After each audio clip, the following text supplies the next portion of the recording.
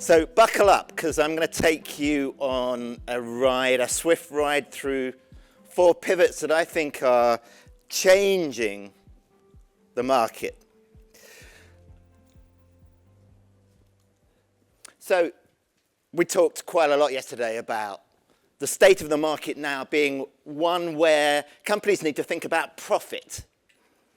It was previously land grab, it's now about prioritizing profit. So it's a pivot towards profitability, even if that means apparently going back to look at business models that worked in the past, so refreshed versions of old models. And the first pivot I want to talk about is the one you all know, moving from the subscription-only business to taking on board advertising as a hybrid model. And our friends at Netflix, I think, have been the masters of the pivot. Here, just 5 years ago, you can see Reed Hastings saying, we don't need advertising. We're going to have fantastic market cap and performance without it. Now, Netflix has always been the master of the pivot.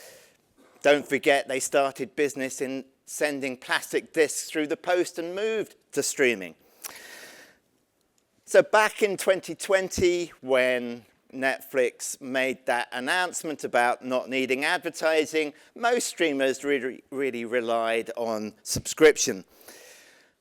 Ad-based streaming, of course, started even before Netflix launched streaming back in 2005. And then Netflix itself was part of this flurry of big streamers moving to hybrid, moving to advertising with this pivot. So if we look now, 55% of new Netflix sign-ups now choose the ad tier in the 12 markets it's available. So they've got to about 70 million plus on the ad tier now, but they themselves say it's not going to be commercial scale until later this year. Disney, way ahead in terms of the numbers. It is claiming 157 million globally on the ad tier. That's across Disney Plus, Hulu, and ESPN Plus. But that is likely well short of Amazon, which of course just flipped the switch and made everyone take advertising. So these guys, these big 3 global streamers, are now playing in a market that includes the global fast players too, the free ad-supported streaming players. You can see Amazon ahead of the game, the fast streamers down this end. But all of those, of course, are tiny compared to the massive reach of YouTube. And that reach translates into advertising revenue that is 3 times more than all of those other companies combined. That is how dominant they are. Second pivot. The pivot from on-demand through to live, and live sports in particular. And I feel like I'm really picking on Netflix. Here's Ted Sarandos, only 3 years ago.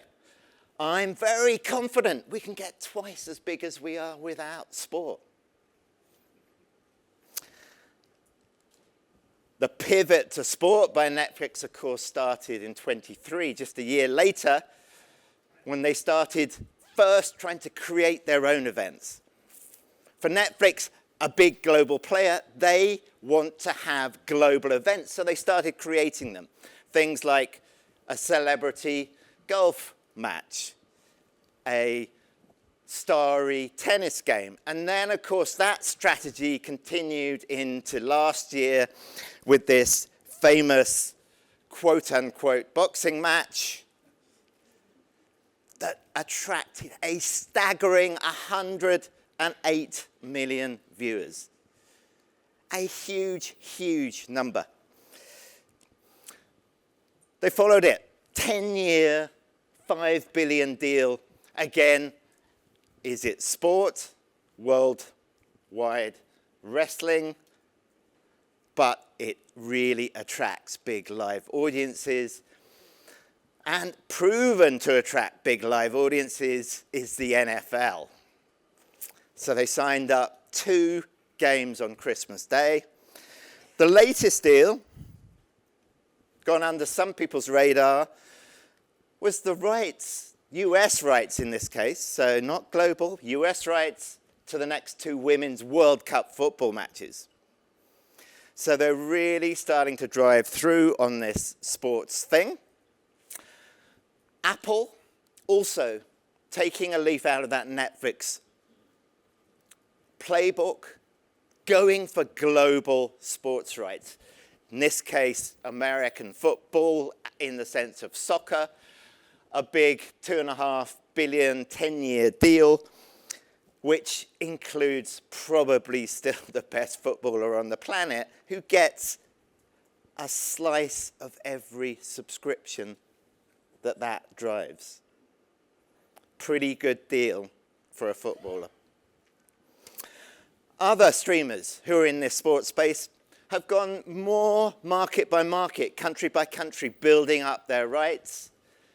So a much more complex picture.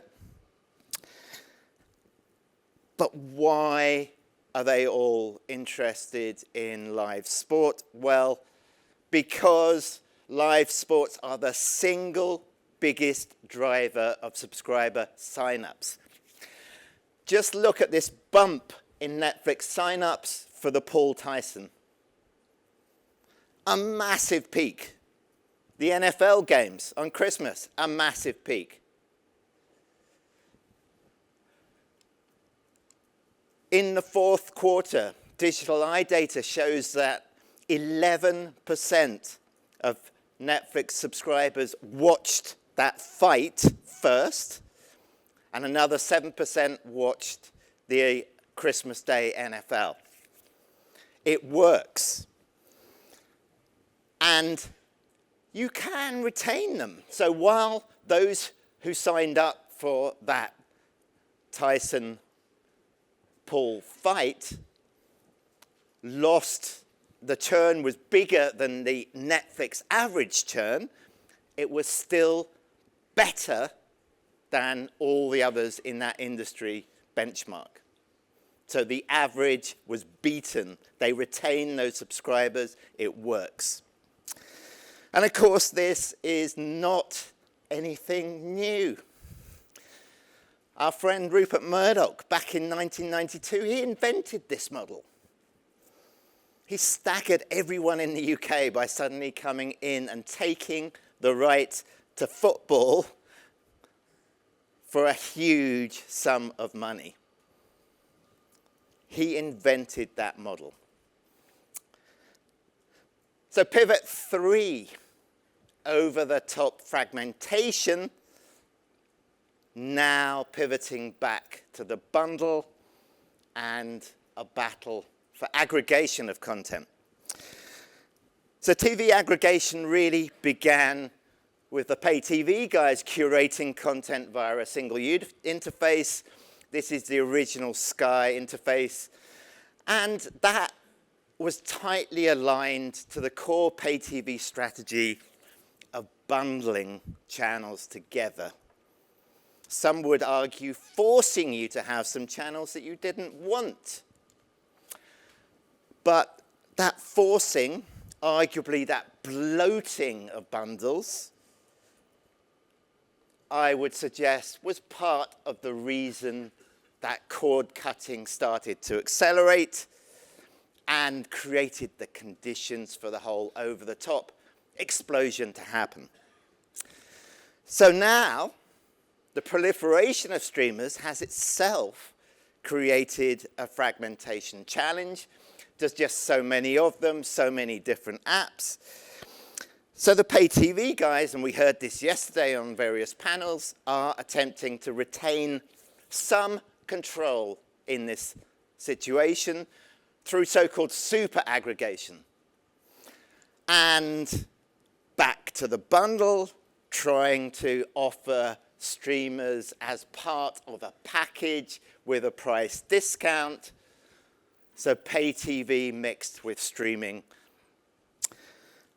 But those legacy guys are having stiff competition now for multiple layers of gatekeepers.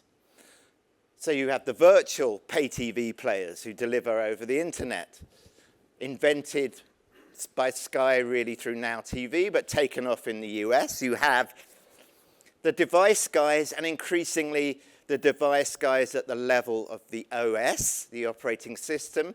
We heard a lot about those yesterday. And you have a battle going on at the level of the apps itself. And what is interesting, and we heard some of this again yesterday, that streaming app space is itself returning back, pivoting back to the bundle. In this case, a fascinating combination of Disney with Warner Brothers Discovery to offer price discounts. Again, ask yourself why. Why? Because bundles are proven to drive new sign-ups and cut churn. So that bundle is the top line on this chart, retaining more customers than any of those other services listed, performing even better than Netflix, which has the best churn record of any in the market. So the last pivot. This is from the direct-to-consumer walled gardens back to the business of selling content on a business-to-business basis. So this old model of buying and selling TV programs and films looks like this. Wandering around somewhere like Cannes, selling your content to whoever pays the most.